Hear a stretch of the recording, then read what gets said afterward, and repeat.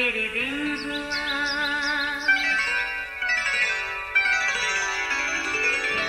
नया फिर दिन हुआ, पुरानी रात का करे सो शुक्र हम खुदा की जात का, खुदा की जात का, नया फिर दिन हुआ।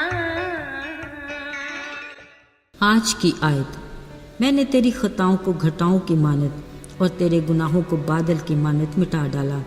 मेरे पास वापस आ जा, क्योंकि मैंने तेरा फिदिया दिया है। यसाया 44 बाब 22वीं आयत। अजीज़ों, एक कस्बे में एक छोटा सा यतीम बच्चा अपनी दादी के साथ रहता था। एक दिन उनके मकान में आग लग गई। बच्चा ऊपर की मंजिल में सोया हुआ था। भाग दौड़ में दादी उसको बचाने के लिए खुद मौत का शिकार हो गई। अब चलते हुए इस घर के गिर्द लोगों का मजमा लग गया। अफरा तफरी का ऐसा आलम कि कुछ समझ नहीं आ रहा था। अचानक आग के शोलों की लपेट में घिरे घर से एक बच्चे की चीखो पुकार सुनाई देने लगी। वो मदद के लिए चिल्ला रहा था। किसी की कुछ समझ में नहीं आ रहा था कि क्या किया जाए। मकान का सामने का हिस्सा शोलों में गिरा हुआ था।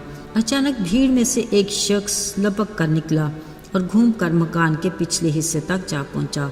वहां लोहे का एक पाइप ऊपर की तरफ खिड़की तक पहुंचता था। वो शख्स तेजी से ऊपर चढ़ा, फिर कुछ ही पल में लड़के को अपनी गर्दन के गिर्द लटकाए हुए गर्म पाइप से सरकता नीचे उतर आया। सब लोग उसकी हौसला अफजाई के लिए तालियां बजाने लगे। अजीजों, चंद हफ्तों के बाद कस्बे के टाउन हॉल में एक मीटिंग हो रही थी कि इस बच्चे को किसकी सुपुर्ददारी में दिया जाए। ये एक बड़ी जिम्मेदारी थी। मौका दिया गया कि हर शख्स जो ये जिम्मेदारी लेना चाहता है इजहार ख्याल करे ताकि दुरुस्त फैसला हो सके। एक शख्स ने कहा, मेरा एक फार्म है, मेरा ख्याल है ये बच्चा खुली फजाओं में ज़िंदगी गुजारना पसंद करेगा। दूसरे शख्स ने कहा, मैं उस्ताद हूँ, मेरा ख्याल है मैं उसे ज़्यादा सहूलत दे सकता हूँ ताकि ये आला तालीम हासिल कर सके। तीसरे शख्स ने कहा, मैं एक अमीर आदमी हूँ, मैं इन सब चीज़ों के अलावा और भी बहुत सारी नेमतें दे सकता हूँ। मैं चाहता हूँ ये बच्चा मेरे घर में रहे। चेयरमैन साहब ने सबकी बातें सुनी और कहा, अगर कोई और भी कुछ कहना चाहता है तो कह सकता है। इतने में एक अजनबी शख्स हॉल में दाखिल हुआ। उसके चेहरे पर मुस्कुराहट थी। वो सामने आकर उस बच्चे के पास आकर खड़ा हो गया। हर कोई गौर से उसे देख रहा था। कुछ देर के बाद उसने कुछ कहने के लिए अपने हाथ जेबों से निकाले। अचानक उस लड़के ने इस आदमी के हाथों पर जख्मों के गहरे निशान देख लिए। उसने चीख मारी और लपट कर उस आदमी को पकड़ लिया। असल में उसने उसे पहचान लिया कि यही वो शख्स था जिसने उस लड़के की जान बचाई थी। ये मंजर हर एक के लिए बड़ा हैरान कुन था। ये देखते देखते बारी बारी वो सब लोग हॉल में से रुखसत हो गए।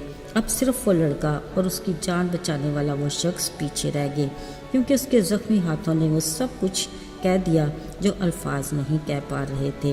अजीज़ों, आज हम अपनी ज़िंदगी के ऐसे चौराहे पर खड़े हैं।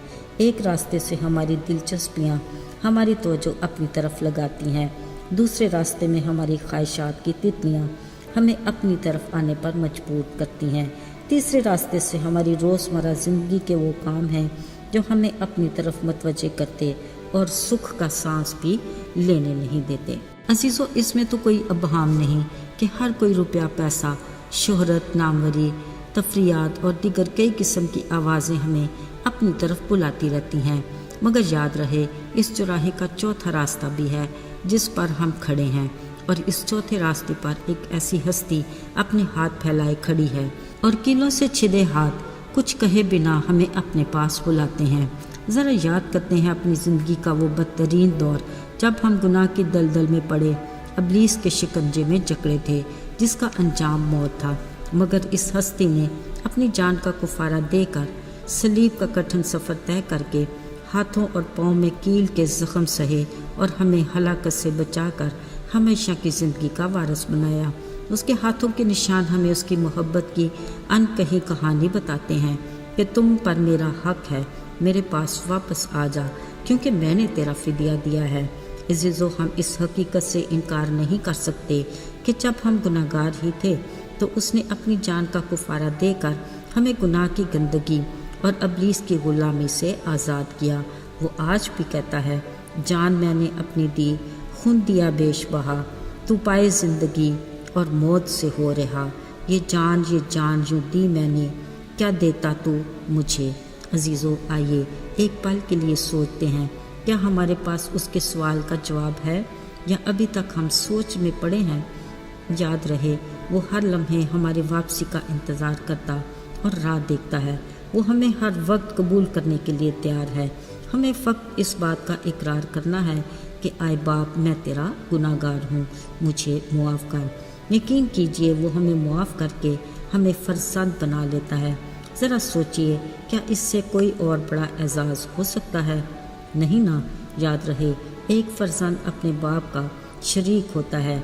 जब उसने हमें अपने फ़र्जंद बनाया तो हमें हमेशा की ज़िंदगी का वारिस भी बनाया। शुक्र हो उस खुदा का जो हमारी फ़िक्र करता और ख्याल रखता है। मुबारक है वो जिसका भरोसा और तवक्कुल खुदा पर है। आइए दुआ करें। ऐ कादिर मुतलक आसमानी बाप, हम तुझे मुबारक कहते हैं कि फ़कत तू ही हमद व सना के लायक है। तू ज़िंदा है जो हमारी दुआएं सुनता है, बाइख्तियार है जो हमारी हर ज़रूरत को पूरा करता है। हमें फ़कत अपना मोहताज बना। हम हमेशा तेरे रहम और तेरे बड़े फ़ज़ल के तलबगार हैं। यीशु के फ़तहमंद और जलाली नाम में मांगते हैं, आमीन।